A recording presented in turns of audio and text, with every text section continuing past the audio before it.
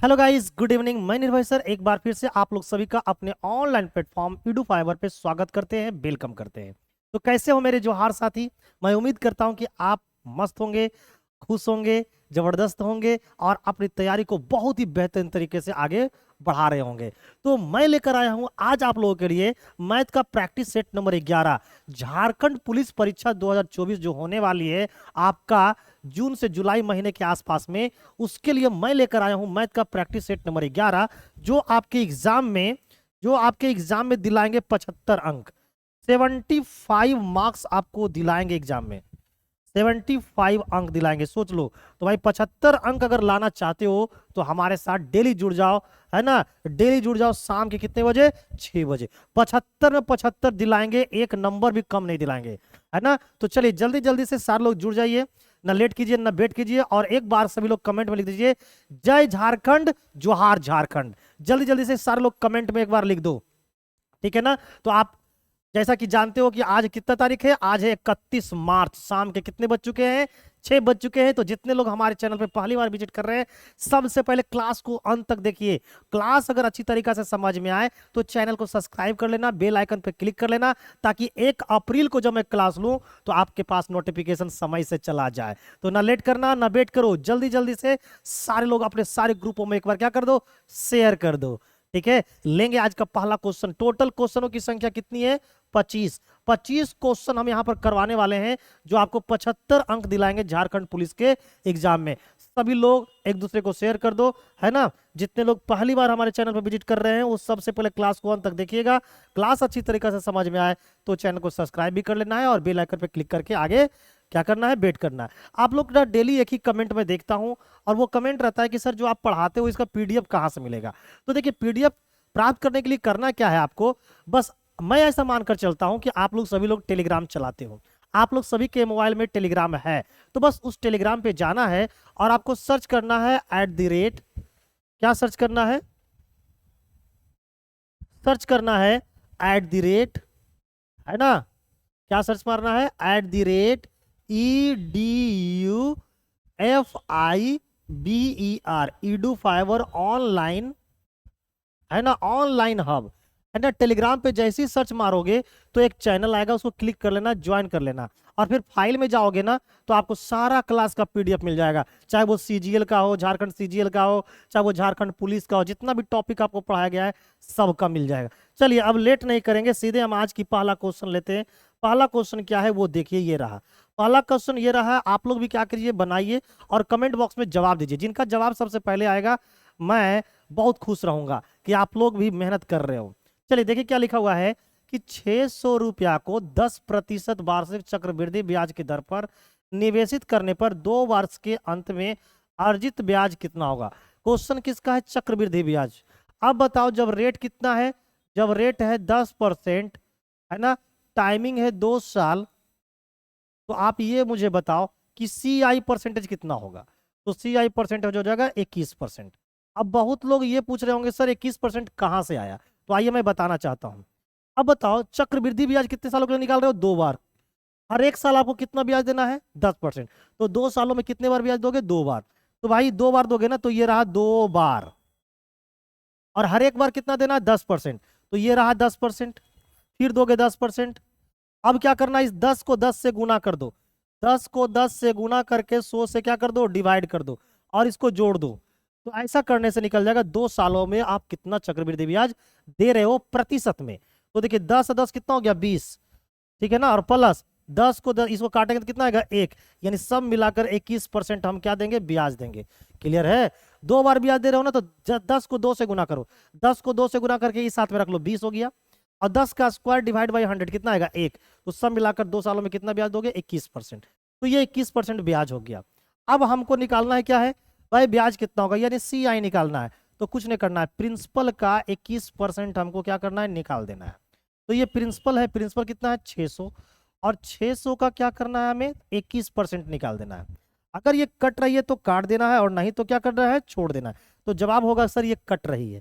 Percentage से ये 2 zero खत्म हो जाएगा। 21 का पहाड़ा 6 बार पढ़ोगे तो 121 126 आ जाएगा, यानी जो कंपाउंड इंटरेस्ट होगा वो 2 सालों का, वो हो जाएगा 126 रुपया। अब जल्दी जल्दी से कमेंट करके बताओ समझ में आया कि नहीं, क्लियर है या नहीं। अगर ये बढ़िया से समझ में आ गया है और आपको लग रहा है कि तरीका बहुत ही लाजवाब है, मस्त है, तो एक बार लाइक ठोक दो, है ना। और चैनल पर अगर पहली बार विजिट किए हो ना तो एक बार सभी लोग शेयर मार दो और चैनल को सब्सक्राइब कर लो, ठीक है ना।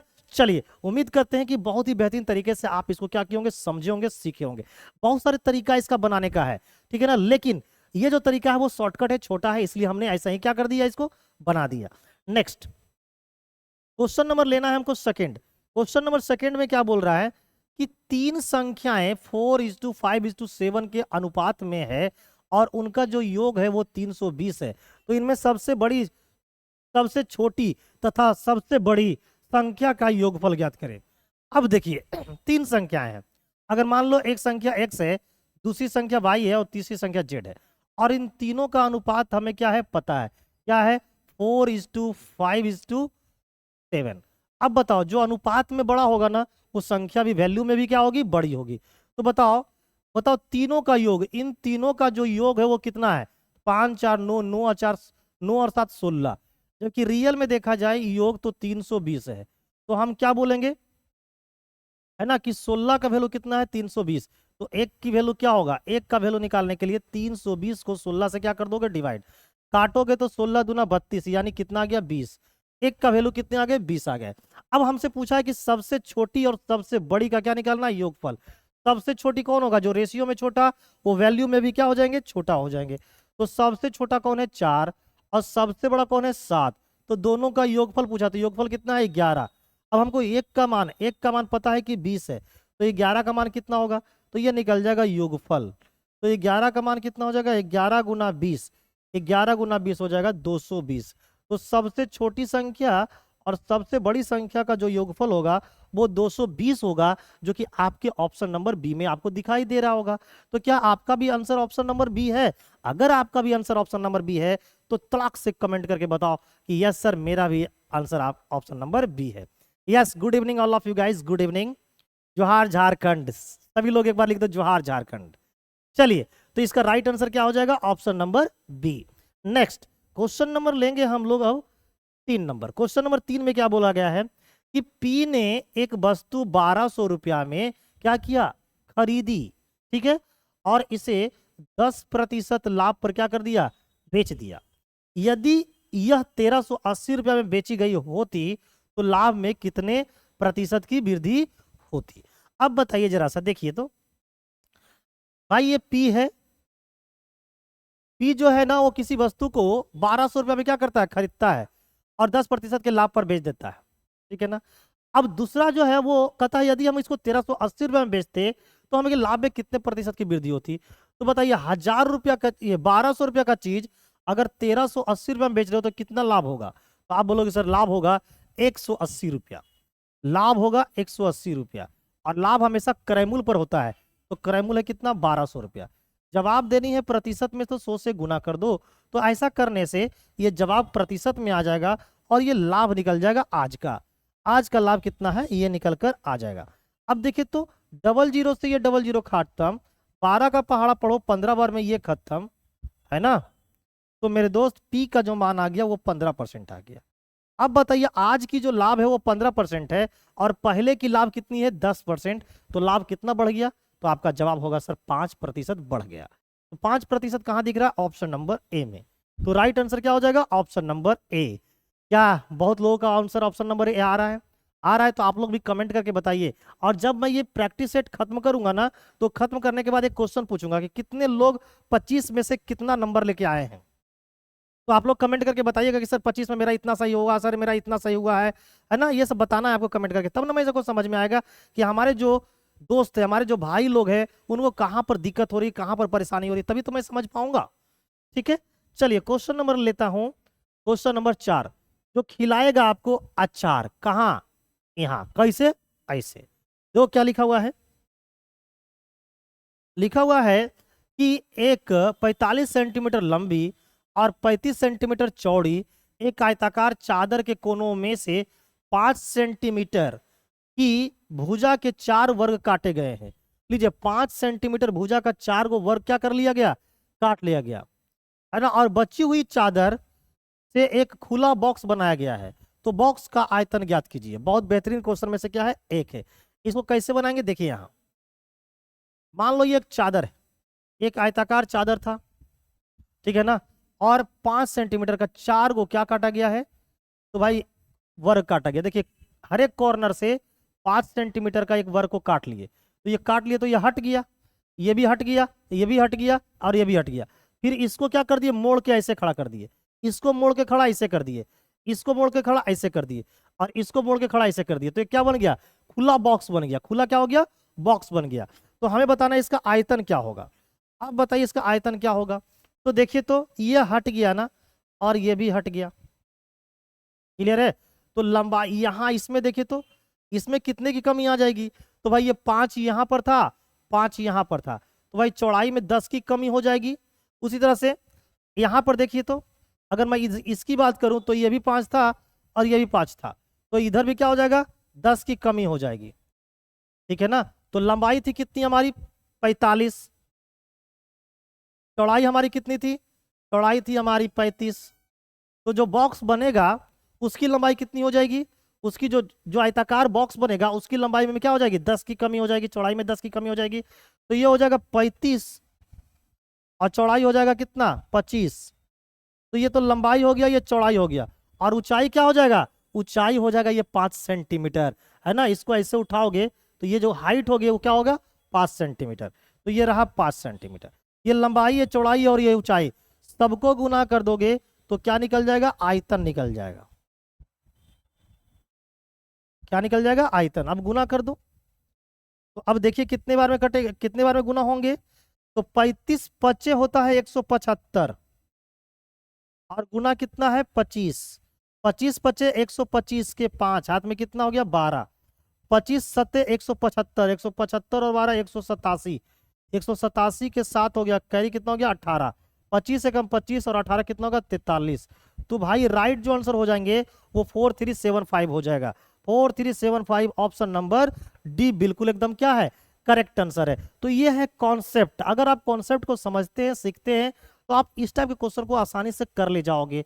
और अगर आपके पास कॉन्सेप्ट नहीं है ना, तो फिर मैथ को रटना स्टार्ट कर दोगे। और आप लोग सभी को पता है कि मैथ को रटा नहीं जाता है, मैथ को सीखा जाता है। तो भाई यहाँ पर 5 सेंटीमीटर है ना, भुजा वाले एक वर्ग को चारों कॉर्नर से हटाएंगे, तो भाई ये जो लंबाई होगी ये तो 5 सेंटीमीटर होगा। अब इसको जब मोड़ोगे तो हाइट भी क्या हो जाएगी, 5 सेंटीमीटर, है ना। ये भी 5 सेंटीमीटर, ये भी 5 सेंटीमीटर, ये भी 5 सेंटीमीटर, तो हाइट हो जाएगा 5 सेंटीमीटर। लंबाई में 10 की कमी हो जाएगी, चौड़ाई में 10 की कमी होगी, तो 10 की कमी होगी तो लंबाई 35 हो जाएगा, 10 की कमी होगा तो चौड़ाई 25 हो जाएगा, और हाइट जो होगा वो भुजा का, वर्ग का भुजा हो जाएगा, ठीक है। तो इस तरह से गुना करने से हमारा क्या निकल जाता है, आयतन निकल जाता है। चलिए क्वेश्चन नंबर 5, क्वेश्चन नंबर 5 में बोल रहा है कि इसको इससे जब डिवाइड करेंगे तो क्या आएगा, 2/5 है प्लस 2/9। पहले इसको सोल्व कीजिए कितना होगा, तो 9 दूना 18 और 5 दूना 10, तो 18 10 कितना हो गया 28, और नीचे कितना हो गया 45। इसको सोल्व करोगे तो ये आएगा, ठीक है ना। उसी तरह से इसको सोल्व कर लेते हैं, 2/5 प्लस 5/9, तो 9 दूना 18 और 5 पचे 25, 18 25 कितना हो गया 43, और नीचे में कितना आ गया 45। तो इसको सोल्व करने से ये रहा। फिर क्या करना है, इसको इससे क्या करना है, डिवाइड करना है। तो आइए डिवाइड कर देते हैं, ये हमारा 28 हो गया, ये हमारा 45 हो गया। डिवाइड चेंज होता है किसमें, इनटू में। तो जब इनटू में चेंज होगा तो ये क्या हो जाएगा, फ्रैक्शन चेंज हो जाएगा, बदल जाएगा। ये हो जाएगा 45 बटे में कितना हो जाएगा 43। अब ये देखो क्या कटता है, तो बोलोगे यस सर 45 और 45 कट गया। तो फाइनल जो आंसर होगा वो 28 बटे में 43 हो जाएगा, 28/43, जो कि हमारा ऑप्शन नंबर कहाँ दिखाई दे रहा है, ऑप्शन नंबर बी में। मजा आ रहा है कि नहीं, अगर मजा आ रहा है तो एक बार लाइक ठोक दो, चैनल पे पहली बार विजिट किए हो तो चैनल को सब्सक्राइब कर लो, है ना। और दोस्तों को भी एक बार क्या कर दो, शेयर कर दो, जोहार झारखंड के नाम पर हर एक जगह इसको फैला दो, ताकि मैं पूरी एनर्जी के साथ तुमको पढ़ाता हुआ नजर आऊं और डेली पढ़ाऊं। आज 30 को पढ़ा रहा हूं ना, 31 को पढ़ा रहा हूं ना, ऐसे डेली पढ़ाता रहूंगा। 1 तारीख को भी पढ़ाऊंगा, 1 अप्रैल को, 2 अप्रैल को, मैंने कि हम 30 दिन तुमको पढ़ाएं। ऐसा मुझे बनाओ, मेरे अंदर ऐसे ही एनर्जी दो। चलिए उम्मीद करते हैं कि ये भी आपको समझ में आया होगा। क्वेश्चन नंबर लेंगे हम लोग 6। क्वेश्चन नंबर 6 में बोल रहा है कि एक समकोण त्रिकोण का क्षेत्रफल जो है वो 30 वर्ग मीटर है, ठीक है ना। यदि ऊंचाई आधार से 7 मीटर अधिक है तो उसका आधार ज्ञात करिए। अब बताइए इसको कैसे बनाएंगे। आइए, ये देखिए एक समकोण त्रिभुज है, ठीक है ना, और इसकी जो क्षेत्रफल है वो कितना है, 30 है। इसकी क्षेत्रफल कितनी है, 30। इसकी जो एरिया है वो 30 है। अब एरिया इसका 30 है, हम लोग को पता है कि एरिया बराबर होता है half into base into height, ठीक है ना। Half into base into height equal to क्या होता है, एरिया। तो बताओ एरिया का मान कितना दे रखा है, 30। तो half into base into height, एकदम समझना, कॉन्सेप्ट सिखा रहा हूं बहुत प्यारा, ऐसा कॉन्सेप्ट बहुत बेहतरीन है। अब एरिया दे रखा है 30, तो मेरे प्यारे दोस्त हाइट और बेस, बेस और क्या, हाइट, इसका जो गुणनफल होगा वो कितना हो जाएगा, 60। अब सोचो बेस को और हाइट को गुना करने से कितना आता है, 60। और बोला क्या गया है कि ऊंचाई जो है वो आधार से 7 सेंटीमीटर क्या है, अधिक है। अब अगर आधार को x मान लेते हैं तो ये ऊंचाई क्या होगा, x प्लस 7, 7 सेंटीमीटर अधिक। अब इन दोनों को गुना करो तो गुणनफल क्या होना चाहिए, 60 होना चाहिए। x इंटू एक्स प्लस 7, इसकी जो वैल्यू होना चाहिए वो कितना होना चाहिए, 60 होना चाहिए। अब x का मान क्या पुट करोगे, तो बोलोगे सर x का मान 5 ले लेते हैं। अगर x का मान 5 लोगे तो ये 5 हो जाएगा और ये कितना हो जाएगा, 12। अब देखो तो दोनों को गुना कर दो, कितना आता है, 60। तो हमसे पूछा क्या था, आधार, तो आधार कितना होगा, 5 हो जाएगा। क्योंकि आधार का मान अगर 5 रखते हैं तो जो बेस और हाइट का प्रोडक्ट है वो कितना हो जाता है, 60 हो जाता है। तो इस तरह का कॉन्सेप्ट आपको लगाना पड़ेगा, आपकी दिमाग की बत्ती को जलाना पड़ेगा, तभी जाकर हम लोग ऐसे ऐसे क्वेश्चन को क्या कर सकते हैं, सोल्व कर सकते हैं, ठीक है ना। तो उम्मीद करते हैं कि आप बहुत बढ़िया और इज्जत के साथ क्या कर रहे हैं, हर एक चीजों को समझ रहे हैं। चलिए नेक्स्ट क्वेश्चन नंबर लेंगे हम लोग अगला, जो बनाएगा थोड़ी देर के लिए हम लोग को पगला। कहाँ, यहाँ कैसे, ये देखो ऐसे। क्वेश्चन नंबर 7, क्वेश्चन नंबर 7 में बोला गया है कि दो धनात्मक संख्याओं का जो अंतर है वो कितना है, 50 है, और दोनों संख्याओं का जो अनुपात है वो 7:2 है। तो दोनों संख्याओं का गुणनफल ज्ञात करिए। अब बताइए, अंतर हमको दे रखा है और उसकी अनुपात दे रखी है। अब बताओ दो संख्या है, अगर मैं एक संख्या को x दूं दूसरी संख्या को y दूं, चलो x नहीं, ऐसा ले लेते हैं। अगर हम लोग एक संख्या को a मान ले दूसरी संख्या को b मान ले, तो भाई इनका जो अनुपात है वो है 7:2।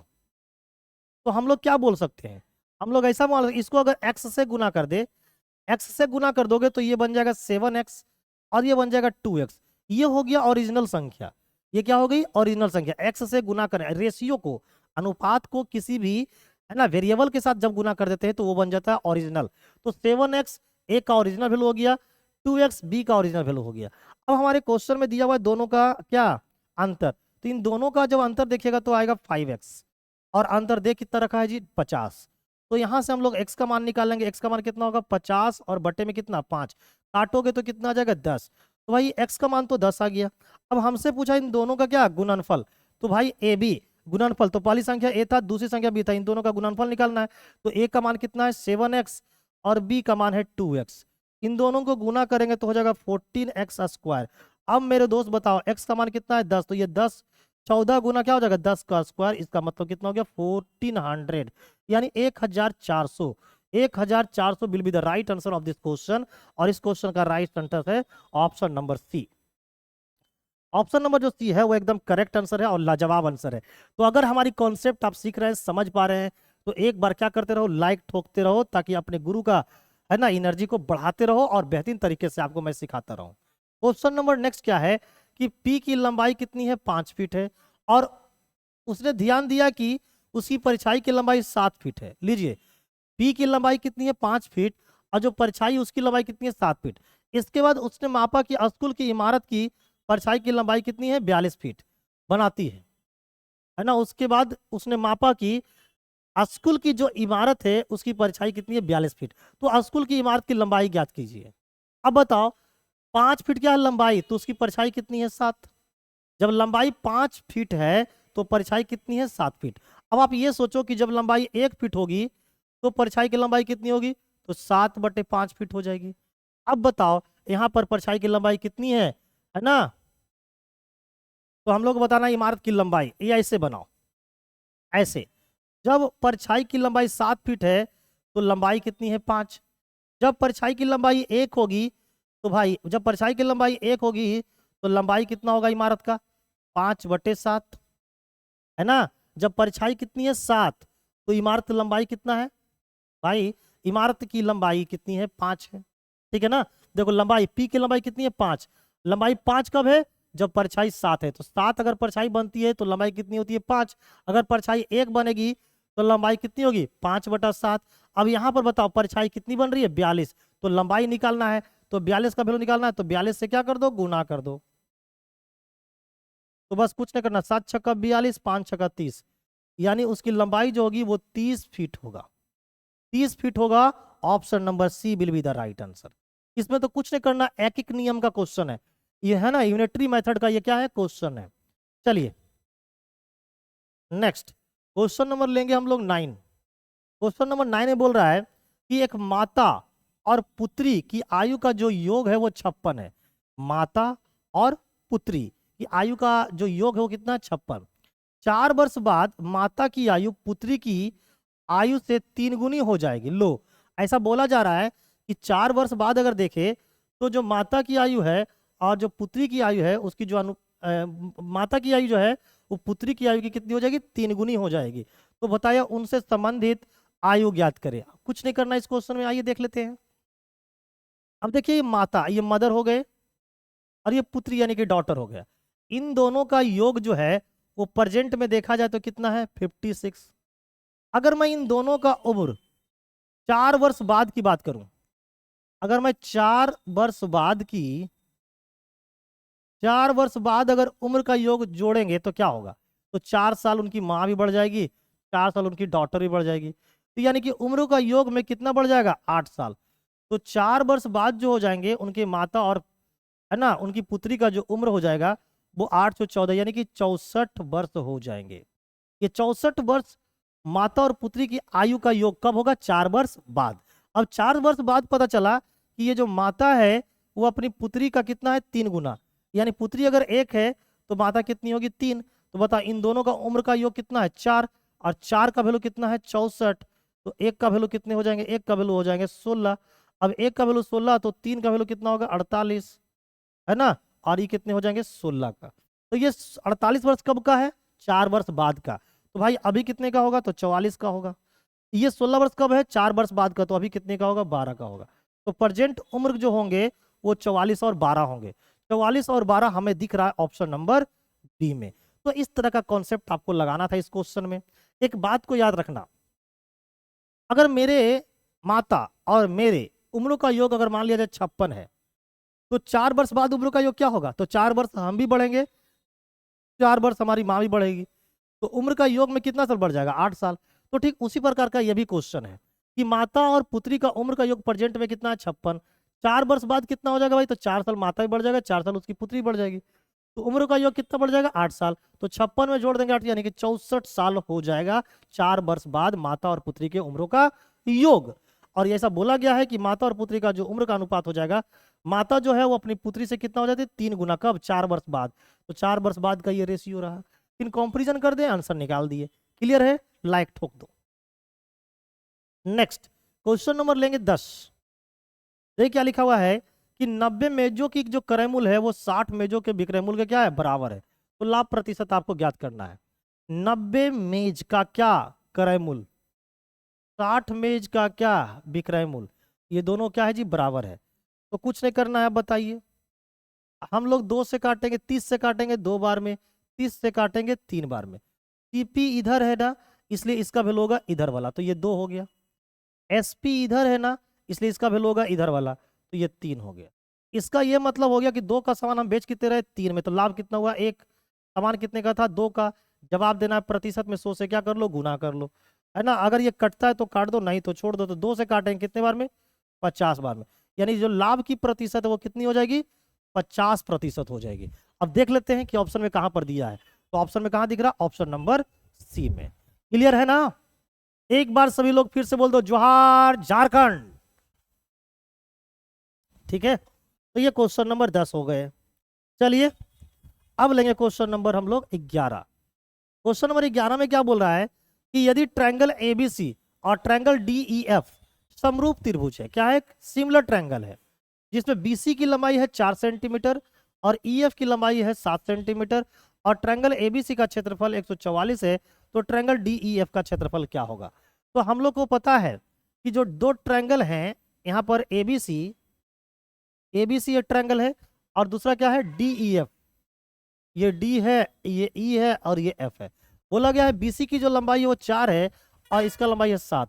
तो हम लोग को पता है कि अगर ये दोनों ट्रायंगल सिमिलर है तो इनकी भुजाओं का जो अनुपात होगा बीसी और क्या हो जाएगा ईएफ, इन भुजाओं का जो अनुपात का जो स्क्वायर होगा वो इन दोनों का ट्रायंगल का एरिया का अनुपात हो जाएगा। तो इसका ट्रायंगल हो गया, ये निकल जाएगा एरिया ऑफ ट्रायंगल एबीसी और ये निकलेगा एरिया ऑफ ट्रायंगल डीईएफ का अनुपात। ठीक है ना, भुजाओं के अनुपात का स्क्वायर कर दोगे तो एरिया का अनुपात निकल जाएगा। अब बताओ बीसी का कितना है 4, तो ये 4 हो जाएंगे और ईएफ का कितना है 7, इसका क्या कर दो स्क्वायर कर दो, तो इसका स्क्वायर कर दोगे तो ये बन जाएगा 16 और ये बन जाएंगे 49। अब बताओ इसकी जो वैल्यू होगी वो एबीसी का एरिया दे रखा है, एबीसी का एरिया कितना दे रखा है 44, तो हम लोग को इसका एरिया निकालना है, एरिया ऑफ ट्रायंगल डीईएफ का निकालना है। कैसे निकलेगा, 16 से काट दो, कितने बार में 9 बार में, 9 को 49 से गुना कर दो तो एरिया ऑफ ट्रायंगल डीईएफ निकल जाएगा। कितना निकलेगा जी, 9 9 81 के एक हाथ में 8 है ना, और 9 चौका 36 और 8 44, 36 और 8 44, यानी जो एरिया होगा ट्रायंगल डीईएफ का वो 441 हो जाएगा। 441 हमें एक ही जगह दिख रहा है ऑप्शन नंबर सी में। तो इस बात को याद रखिएगा कि जब दो ट्रायंगल क्या होते हैं सिमिलर होते हैं तो उनकी भुजाओं का जो अनुपात होती है वो सेम होती है और जो एरिया का जो अनुपात होता है वो भुजाओं के अनुपात का क्या होती है स्क्वायर होता है। तो ये वाला ट्रायंगल और ये वाला ट्रायंगल का जो एरिया का अनुपात होगा इसकी भुजा और ये रहा इसकी भुजा के अनुपात का क्या होगा स्क्वायर के बराबर होते हैं। उम्मीद करता हूं कि आप लोग इसको सीखे होंगे, समझे होंगे। Next question number 12। Question number 12 में बोला गया है कि यदि दो अंकों की एक संख्या अपने अंकों के योग की कितना है 4 गुनी, दो अंकों की एक संख्या ऐसा संख्या है जो अंकों का योग का कितना है 4 गुनी है, अंकों का योग का कितना है 4 गुनी, और कहता है कि संख्या में जब हम 27 जोड़ दिया जाता है तो अंकों की योग, तो अंकों का जो योग होता है वो कितना हो जाता है 7 गुना हो जाती है। तो भाई दो अंकों की संख्या ज्ञात करिए। अब देखिए तो हम लोग ले लेते हैं 24। तो भाई दो अंकों की जो संख्या है, दो अंकों की जो ये संख्या है वो अपने अंकों का योग, अंकों का योग कितना है 6, अंकों का योग का कितना है 4 गुना, बिल्कुल है, अंकों का योग का 4 गुना करते हो 24 आता है। तो 24 दो अंकों की ऐसी संख्या है जिस 24 जो है वो दो अंकों की एक ऐसी संख्या है कि जो अंकों का योग का कितना है 4 गुना है। अब बोलता है अगर हम 27 जोड़ देते हैं तो अगर इसमें 27 जोड़ दोगे तो ये बन जाएंगे 11 और ये हो जाएंगे 51। तो बताओ तो जोड़ देते हो तो इनका अंकों का योग कितना हो जाता है, अंकों का योग होता है 6 और 6 का कितना गुना होना चाहिए 7 गुना, जो कि 7 गुना नहीं है, तो ये आंसर क्या हो गया गलत हो गया। ठीक है ना, 24 में 27 जोड़ने से कितना होता है 7 4 11 के 1 4 1 5 51, तो 51 जो है वो अंकों का योग का 7 गुना है नहीं, तो ऑप्शन ये हमारा क्या हो गया गलत हो गया। ठीक है ना, अब देखिए अंकों का योग का कितना है 4 गुना, अब देखिए अंकों का योग कितना है 3, 3 का 4 गुना तो 12 है ये है। अब इसमें 27 जोड़ दो, तो 27 जोड़ दोगे तो ये कितना हो जाएगा, 27 जोड़ोगे 7 दूनी 9 है ना, और 3 39, क्या ये 39 9 3 12, 12 का 7 गुना है नहीं, ये भी क्या हो गया गलत हो गया। अब आते हैं यहाँ पे, यहाँ पे देखिए तो अंकों का योग कितना है 12 और 12 का 4 गुना है कि नहीं 48, यस बिल्कुल सही है। अब अगर हम लोग 48 में 27 जोड़ दे तो 48 में 27 जोड़ेंगे तो कितना हो जाएगा 8 7 15 के 5 हाथ में 1 4 2 6 1 7 है ना, 4 2 6 और 1 7, ये 75 हो जाएंगे। अब 75 जो है अपने अंकों का योग, अंकों का योग कितना है 12, 12 का 7 गुना है नहीं, इसका मतलब ये भी नहीं होगा। तो भाई राइट आंसर क्या होना चाहिए हमारा डी होना चाहिए। लेकिन इसको भी चेक कर लेते हैं, आइए अगर मैं मान लेता हूँ कि दो अंकों की संख्या कितनी है 36, इसके अंकों का योग कितना होगा, अंकों का योग 9 होगा, तो अंकों का योग का कितना होना चाहिए 4 गुना यानी कि 36, बिल्कुल सही है। अब बोलता है अगर इसमें हम 27 जोड़ दे तो 27 जोड़ दोगे तो कितना बन जाएगा 7 6 13 के 3 हाथ में 1 और 3 2 5 और 1 6, तो इसका अंकों का योग कितना है 9, देखिए तो अंकों का योग का कितना है 7 गुना है कि नहीं, 63 है कि नहीं बताओ, तो 63 देखो तो है, यानी ये सारी कंडीशन जो है वो ऑप्शन नंबर डी पे क्या हो रहा है, फुलफिल कर रहा है। तो हमारा राइट आंसर क्या हो जाएगा, ऑप्शन नंबर डी हो जाएगा। तो ऐसे क्वेश्चन का जवाब जो हम लोग को देना चाहिए कैसे पता है, ऑप्शन हिट के द्वारा, यानी कि एलिमिनेशन मेथड के द्वारा हम लोग इसको दे सकते हैं। क्लियर है? उम्मीद करते होंगे कि ये तरीका आप इसको समझ पाए होंगे। अगर ये तरीका का दिमाग आप लगाते हो तो समझ जाओ आप बहुत बढ़िया सोचते हो, आपकी मैथ की पकड़ बहुत बढ़िया है, तभी ऐसा क्या कर रहे हो, सोच रहे हो और समझ पा रहे हो। क्लियर है? नेक्स्ट क्वेश्चन नंबर लेंगे 13। क्वेश्चन नंबर 13 में क्या बोल रहा है कि 12 मीटर और 17 मीटर लंबे खंभे जमीन पर सीधे खड़े हैं, उनकी पैरों के बीच की दूरी 12 मीटर है, तो उनके शीर्षों के छोरों के बीच की दूरी क्या होगी। अब देखिए यहाँ पे एक 12 मीटर और 17 मीटर क्या क्या है, लंबे खंभे हैं। ये देखिए 12 मीटर का है और ये 17 मीटर का है, और इन दोनों के छोरों के बीच की जो दूरी है वो भी कितना है, 12 मीटर है। अगर ये 12 मीटर है मेरे दोस्त, तो यहाँ इसका देखो, इसका शीर्ष ये रहा, इसका शीर्ष ये रहा, तो ये भी दूरी यहाँ से यहाँ कितना होगा, 12 होगा। अब बताओ ये दूरी यहाँ से यहाँ 12 है, तो इसका मतलब यहाँ से यहाँ कितना होगा, 5 होगा। अब ये 5 है, ये 12 है, तो ये कितना होगा जी, ये होगा 13। क्यों? क्योंकि यहाँ पर एक समकोण त्रिभुज बन रहा है, 5 12 13 क्या होता है, ट्रिपलेट होता है। तो हमसे पूछा है कि दोनों के शीर्ष शीर्ष छोरों के बीच की दूरी क्या ज्ञात करें। तो शीर्ष देखिए तो क्या है, इनका शीर्ष देखिए क्या है, इनका शीर्ष ये रहा, इनका शीर्ष ये रहा, तो इन शीर्षों के बीच का जो छोर है, इनके बीच की दूरी कितना है, 13। तो राइट आंसर कितने हो जाएंगे, हमारा option number C will be the right answer. Option number C will be the right answer of this question. Okay मेरे जोहार साथी, चलिए एक बार लिख दो जय Jharkhand. Question number 14। Question number 14 में क्या लिख रहा है जी, लिख रहा है कि एक 20 मीटर लंबी सीढ़ी एक खड़ी दीवार पर टिकी है, यह जमीन के साथ 60 डिग्री के कोण बनाती है, तो दीवार से सीढ़ी के पैरों के बीच की दूरी ज्ञात करना है। कैसे करोगे, यहां देखो 20 मीटर लंबी क्या है, खड़ी सीढ़ी है, तो ये मान लो दीवार है और ये हमारा सीढ़ी है, तो ये सीढ़ी की लंबाई कितनी है, 20 मीटर, और ये जो सीढ़ी है वो जमीन के साथ कितना डिग्री का कोण बनाती है, 60 डिग्री का कोण बनाती है, तो ये जो एंगल हो कितना है, 60 है। क्लियर है? और ये कितना होगा, 90। तो ये जो ट्रायंगल बन रही है उसमें क्या होगा, 60 30 90। अब ये एंगल अपने आप में क्या हो जाएगी, 30 डिग्री हो जाएगा। तो भाई यहाँ पर इन तीनों एंगल का रेशियो क्या होगा, 30 60 90 के कंडीशन में, है ना, 30 के सामने वाली जो भुजा होती है उसकी लंबाई 1 मानी जाती है, 60 के सामने वाले की लंबाई √3 मानी जाती है, और 90 की लंबाई सामने वाला को मानते हैं 2। ये होता है भुजाओं के अनुपात। तो भाई 90 ये रहा, 90 के सामने वाला क्या है, 20, तो 20 किसकी वैल्यू है, 2 का, तो 2 का वैल्यू अगर 20 है तो 1 का वैल्यू कितना होगा, 1 का वैल्यू होगा 10। और हमें निकालना क्या है, दीवार से सीढ़ी के पैरों के बीच की दूरी। तो ये दीवार हो गया और ये सीढ़ी का पैर ये हुआ, इन दोनों का बीच की दूरी। तो ये जो साइड है, ये जो भुजा है वो किसके सामने है, 30 डिग्री के सामने। 30 डिग्री के सामने कितना होता है, 1, और 1 का वैल्यू कितना है, 10, यानी आंसर कितना हो जाएगा, 10 मीटर। Option number A. तो ये सब याद कर लेना, 30 60 90 के केस में 30 के सामने वाला 1, 90 के सामने वाला 2 और 60 के सामने वाला √3 होता है। अगर ये कॉन्सेप्ट अच्छा लग रहा है तो ना लेट करो ना वेट करो, लगा दो आग पानी में और बना दो मैं तूफानी में, एक बार फटाक से क्या कर दो, है ना, शेयर मार दो, लाइक कर दो, चैनल पर पहली बार विजिट किया हो तो एक बार क्या कर लो, चैनल को सब्सक्राइब कर लो। Question number 15। क्वेश्चन नंबर 15 में क्या बोल रहा है, ये देख लो, कहता है ए और बी एक साथ मिलकर एक काम को 40 दिनों में कर सकते हैं। लो क्लियर है, ए और बी जब मिल जाता है तो 40 दिन में एक काम को निपटा देता है। बोलता है उनकी काम करने की जो अनुपात है, दर है, वो 8:5 है। ये क्या दे रखा है, कार्य क्षमता का अनुपात। ये ए है और ये बी है, इनकी कार्य क्षमता का अनुपात 8:5 दे रखा है। ये दे रखा है कार्य क्षमता का अनुपात। अब बताओ, ए करता है डेली 8 काम, बी करता है डेली 5 काम, तो दोनों मिल जाएगा तो डेली कितना करेगा, 13 काम। और 13 काम जब डेली करता है तो पूरे काम को कितने दिन में खत्म करता है, 40 दिन में।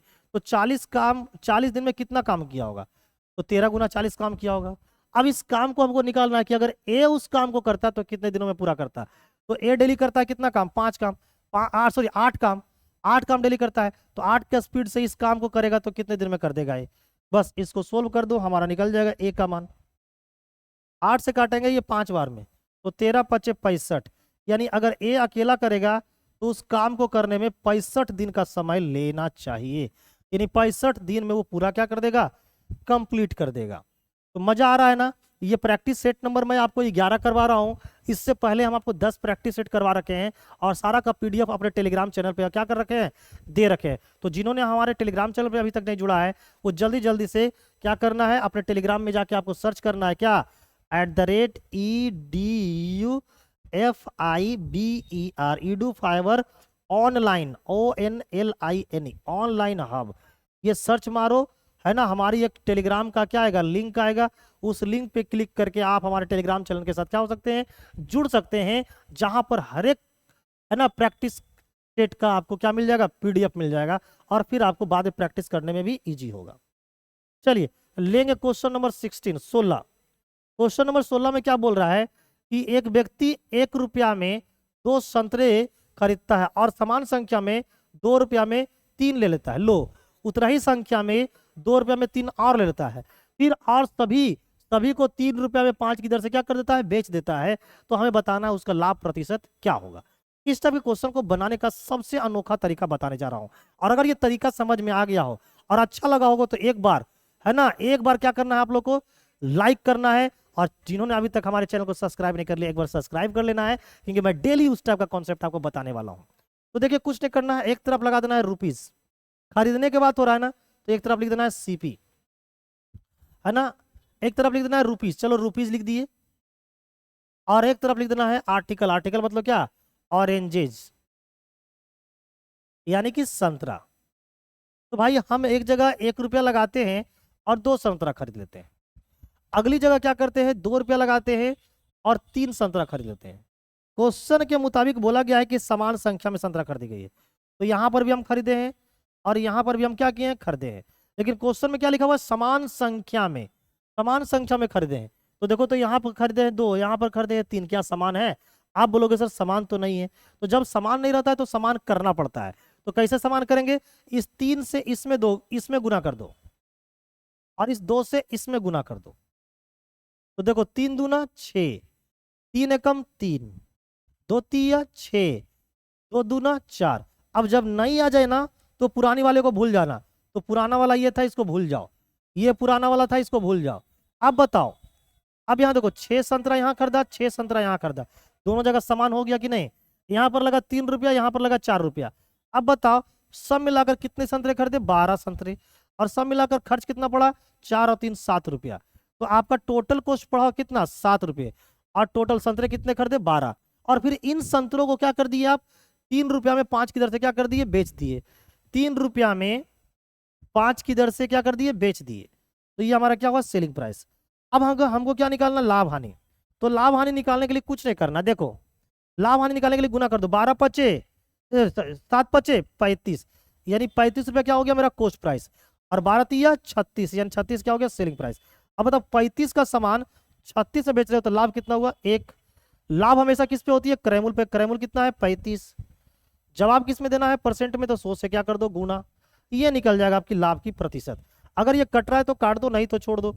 5 से काटेंगे 7 बार में, 5 से काटेंगे 20 बार में, 20/7, 20/7 का मतलब कितना हो गया जी, 7 दूना 14, बच गया 6/7%। तो ये हमारा लाभ निकल गया। तो लाभ जो होगा वो 2.6/7%, ऑप्शन नंबर बी। तो ये सबसे बेहतरीन तरीका है इसको सोल्व करने का, ठीक है ना, ये सबसे बेहतरीन तरीका है इसको सोल्व करने का। क्लियर है, मजा आया, समझ में आया? तो एक बार क्या करना है, अपने गुरु के लिए, अपने झारखंड के लिए एक लाइक ठोक देना है और सब्सक्राइब कर लेना है। नेक्स्ट क्वेश्चन नंबर लेंगे हम लोग, क्या क्वेश्चन नंबर लेंगे 17। एक निश्चित धनराशि का साधारण ब्याज की एक निश्चित दर से 6 वर्षों के लिए निवेश किया गया। यदि यह 3% अधिक दर पर निवेश की गई होती तो 900 रुपया अधिक प्राप्त होते। अब बताओ 900 रुपया अधिक प्राप्त होता कब, जब हम रेट क्या करते, 3% ज्यादा पे लगाते। क्लियर है? तो बोलता है कि मूलधन ज्ञात करें। अब बताओ 3% अधिक दर पर क्या की जाती, निवेश की जाती, यानी आपको हर एक साल 3%, आपको हर एक साल 3% क्या होता, ज्यादा ब्याज मिलता। तो मेरे दोस्त इन 6 सालों में कितना परसेंट ज्यादा मिल जाता, तो 6 को 3 से गुना करो 18%। है ना, प्रतिशत में कितना ज्यादा ब्याज मिल रहा है 18%, जबकि रियल में देखा जाओ कितना ज्यादा ब्याज मिल रहा है 900, तो हम बोलेंगे 18% का वैल्यू कितना है 900 है। तो हम यहाँ से 1% का मान निकालेंगे, तो ये 1% निकल गया, 18 से काटे एक बार में, यहाँ पर 18 से काटेंगे तो 50 बार में खत्म। क्लियर है? तो भाई 1% का वैल्यू हो गया 50। हमें निकालना है मूलधन। मूलधन के बारे में हमको पता है कि मूलधन जो होती है वो प्रतिशत में कितनी होती है 100%। तो 1% का मान अगर 50 है तो 100% का मान निकालने के लिए क्या करना पड़ेगा, 50 को 100 से गुना करना पड़ेगा। तो ये निकल के आ जाएंगे आपका कितना 5000। तो राइट आंसर हो जाएंगे हमारे 5000, option number D. Option number D will be the right answer. चलिए, उम्मीद करते हैं कि आपको समझ में आ रहा होगा, सीख रहे होंगे। नेक्स्ट क्वेश्चन नंबर लेंगे हम लोग 18।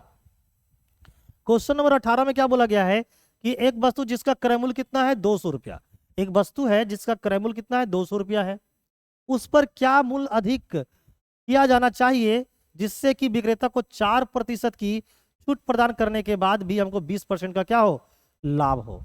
अब बताओ 4% छूट देने के बाद भी आप 20% का लाभ कमाना चाहते हो, तो भाई जो क्रय मूल्य है 200 रुपया उस पर कितना अंकित कर देंगे, यानी उसमें हम कितना लिख देंगे कि 4% छूट भी दे तो भी हमको 20% क्या होना चाहिए, लाभ होना चाहिए। तो ऐसे क्वेश्चन में कुछ नहीं करना है ना, सीपी और क्या कर लेना है, एमपी का क्या निकाल लेना है, परसेंटेज। अब देखो सीपी तरफ क्या करना है, डिस्काउंट को 100 में से घटा के लिख देना है। तो डिस्काउंट कितना है 4, 100 में से घटाओ कितना आ गया 96, तो इसको लिख देना है सीपी की तरफ, है ना। उसी तरह से प्रॉफिट है ना 20% का प्रॉफिट, प्रॉफिट का 100 में जोड़कर एमपी की तरफ लिख दो, तो कितना हो जाएगा 120। अब तुम लोग बोलोगे सर अगर लॉस होता तो, सर तो लॉस होता तो घटा के लिख देते। क्लियर है? ऐसा करने से सीपी और एमपी का क्या पता चल जाएगा, अनुपात। तो देखो 24 से काटेंगे 4 बार में, 24 से काटेंगे 5 बार में, तो अब बताओ सीपी कितनी है 4, जबकि रियल में देखा जाए सीपी कितनी है 200। तो हम क्या बोलेंगे कि 4 का वैल्यू कितना दे रखा है 200, तो 1 का वैल्यू कितना होगा 50। अगर 1 का वैल्यू 50 है तो 5 का वैल्यू कितना होगा, तो 5 का वैल्यू होगा 250। यानी 200 रुपया की वस्तु को हमको कितना अंकित करना पड़ेगा, 250 रुपया अंकित करना पड़ेगा, तब जाकर 4% डिस्काउंट देने के बाद भी 20% का प्रॉफिट होगा। तो राइट आंसर हो जाएगा हमारा ऑप्शन नंबर बी। मजा आ रहा है कि नहीं, मजा आ रहा है तो एक बार लिख दो जोहार झारखंड। है झारखंड है ना, जो झारखंड पुलिस है, झारखंड सीजीएल है, सभी को इसी रफ्तार में इसी अंदाज में मैं पढ़ाऊंगा, है ना। चाहे वो सहायक आचार्य का पेपर हो, चाहे वो झारखंड पुलिस का पेपर हो, चाहे वो झारखंड सीजीएल का पेपर हो, चाहे वो झारखंड सुपरवाइजर का पेपर हो, चाहे वो नगर पालिका का हो, सबको इसी अंदाज में बताऊंगा। चलिए, तो उम्मीद करते हैं कि आप में इसको सीखा होगा, समझा होगा। क्वेश्चन नंबर लेंगे 19। देखिए क्या बोला है, अर्धवार्षिक। अर्धवार्षिक है, अर्धवार्षिक मतलब समझते हो, यानी एक साल में 2 बार ब्याज देना है। एक साल में 2 बार ब्याज देने का मतलब है कि हर एक 6 महीने में आपको क्या करना है, इंटरेस्ट देनी है। सतह से चक्रवृद्धि ब्याज की दर से 80,000 रुपया के 2 वर्ष बाद 20% की वार्षिक दर से कितने रुपए हो जाएंगे। अब रेट कितना है, रेट है 20%, वार्षिक रेट है, ये पर एनम है, एनुअली रेट है ना। टाइमिंग कितनी है, टाइमिंग है 2 साल। तो मैं आपको बताना हूं हमें जो ब्याज निकालनी है वो कैसे निकालना है, अर्धवार्षिक रूप से, यानी हाफ ईयरली मोड पे काम करना है।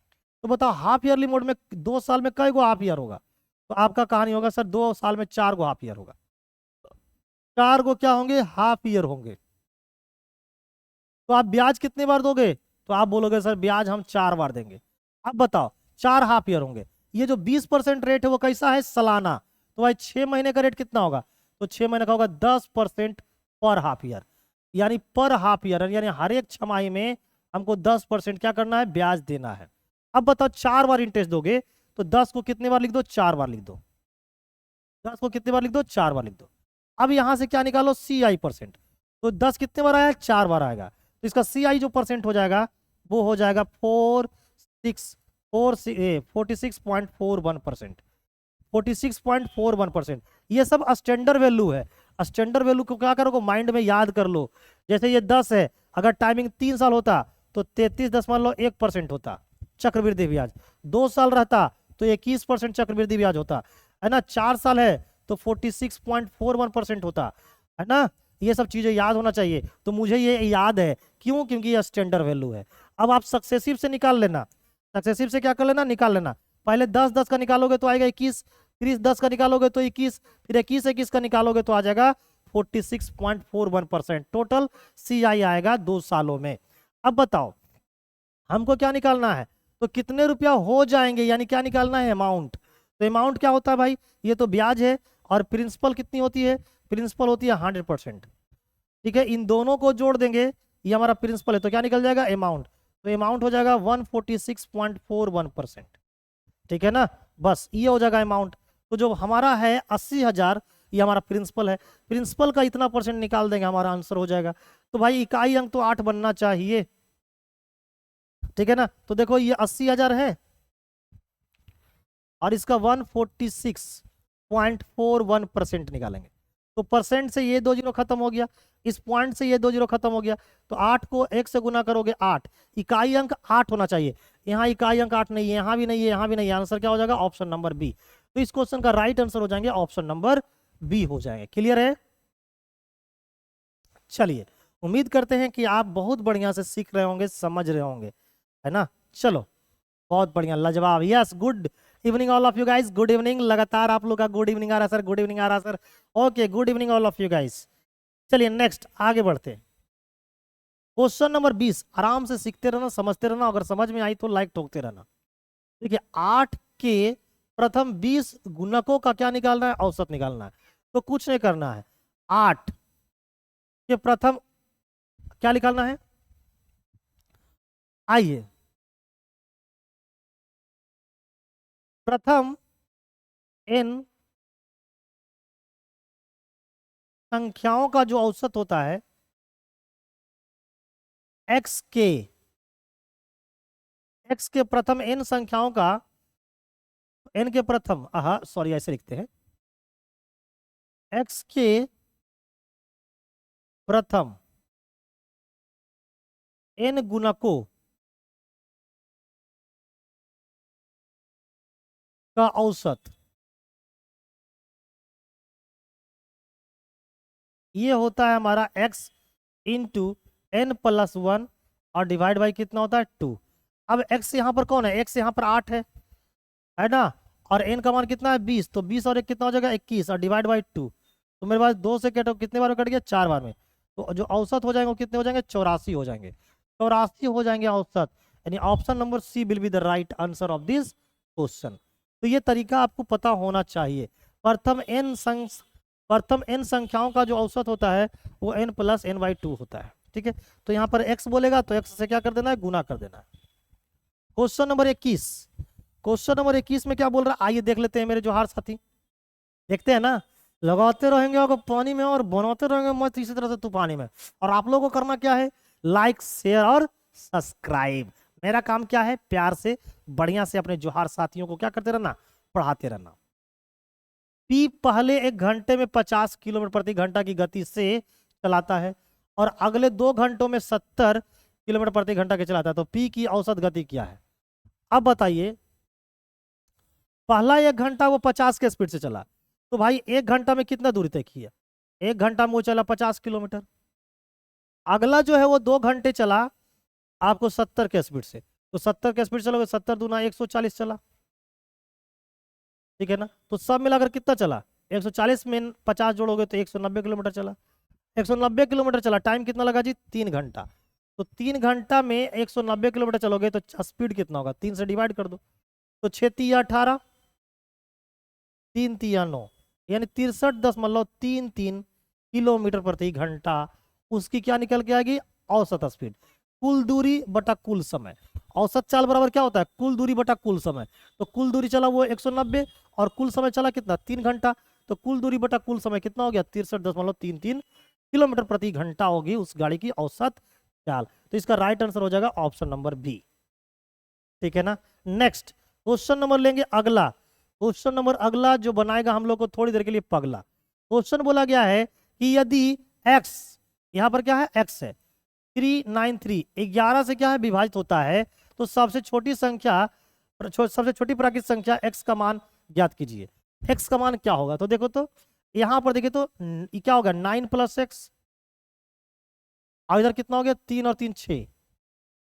अब इन दोनों का डिफरेंस या तो 0 आना चाहिए या तो 11 का क्या होना चाहिए, मल्टीपल। तो मेरे दोस्त इसको, ये तो 0 तो आने घटे घटाने से, तो ये 11 का मल्टीपल ढूंढना पड़ेगा। तो अब बताओ यहाँ पर कितना रखोगे कि उसमें से 6 घटाओगे तो 11 का मल्टीपल आ जाएगा। तो आप बोलोगे सर 9 और 8 17, 17 में से 6 गया 11 का मल्टीपल आ रहा है। तो यहाँ पर x की जगह कितना होना चाहिए, 8। अगर यहाँ पर x की जगह 8 रख दोगे तो एक ऐसी संख्या बनेगी जो 11 से क्या हो जाएगा, परिपूर्ण ढंग से कट जाएगी। अल्टरनेट अंकों का योग है ना, इनका निकाल लिए, उनका भी अल्टरनेट अंकों का योग निकाल लिए। अगर अल्टरनेट अंकों का योग का अंतर या तो 0 आ जाए या फिर 11 का पहाड़ा में आ जाए तो समझना है कि वो क्या होगा, कटेगा। तो देखो, तो x का मान अगर 8 रखते हैं तो इसका योग हो गया 17 और इसका योग कितना, 6। इन दोनों का अंतर करते तो क्या आता है, 11। और 11 क्या है, 11 का टेबल में आ रहा है, पहाड़ा में आता है, इसलिए वो कटेगी। यानी x का मान कितना रखना पड़ेगा, 8 रखना पड़ेगा।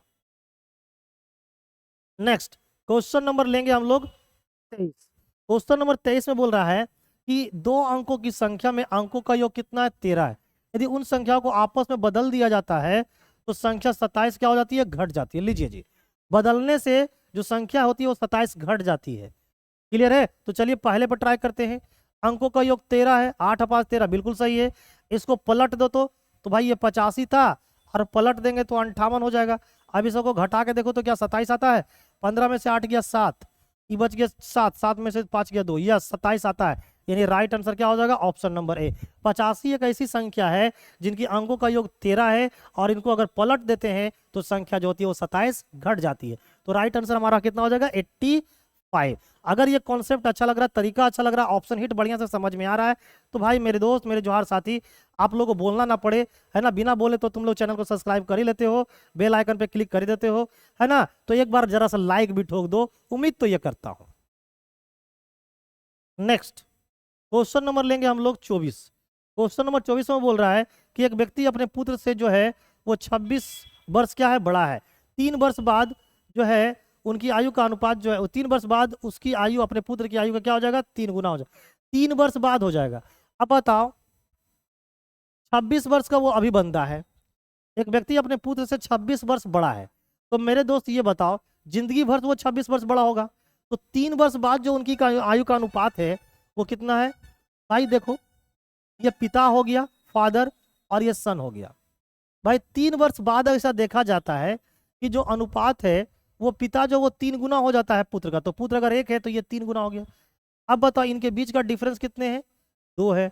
अब बताओ, पिता जो है, एक व्यक्ति अपने पुत्र से क्या है, 26 वर्ष बड़ा, तो जिंदगी भर 26 वर्ष बड़ा होगा, चाहे वो 3 वर्ष बाद की बात करे चाहे 2 वर्ष पहले की बात करे, 26 साल वो जिंदगी भर बड़ा रहेगा। तो बताओ, पुत्र जो है, पिता जो है वो पुत्र से कितना बड़ा है, 2, लेकिन रियल में कितना बड़ा है, 26।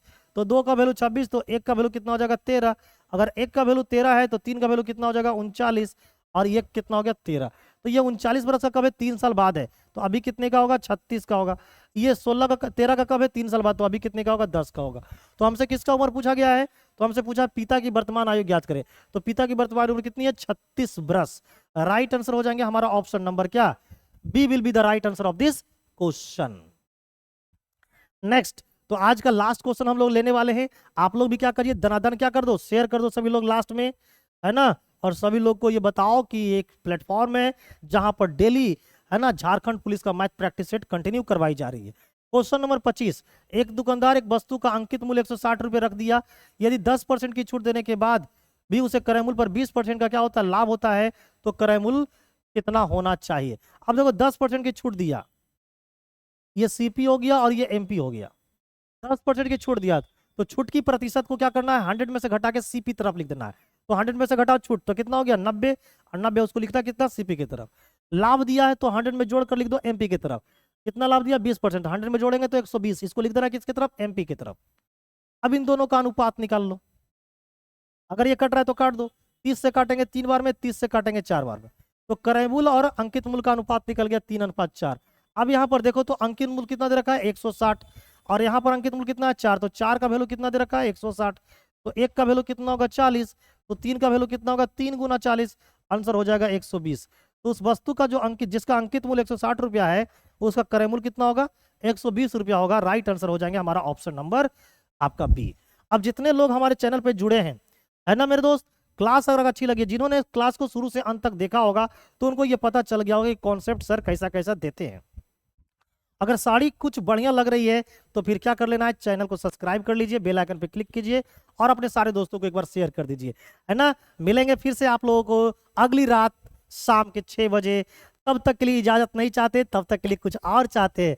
तब तक के लिए करना क्या है, बहुत लोगों का कमेंट आता है कि पीडीएफ कहाँ से मिलेगी सर, तो बीच में मैंने पीडीएफ कहाँ से मिलेगी ये बता दिया था कि आपके पास टेलीग्राम होगा, उस पर सर्च मारिए @edu5 ऑनलाइन हब, है ना। edu5 ऑनलाइन हब मिलिएगा तो एक हमारा क्या आएगा, लिंक आ जाएगा, चैनल को सब्सक्राइब करके बेल, है ना, आपको क्या कर लेना है, मिल जाएगा वहां पर सारा पीडीएफ। तो मेरे दोस्त क्लास कैसी लगी है कमेंट बॉक्स में जरूर बताओ, और आपने 25 क्वेश्चन में से कितने क्वेश्चन का जवाब अपने मन से दियो, सही सलामत दियो, ये भी कमेंट करके जरूर मुझे बताओ, ठीक है। Good night all of you guys, आपका रात्रि बहुत बढ़िया बीते, मंगलमय बीते। Thank you, bye bye.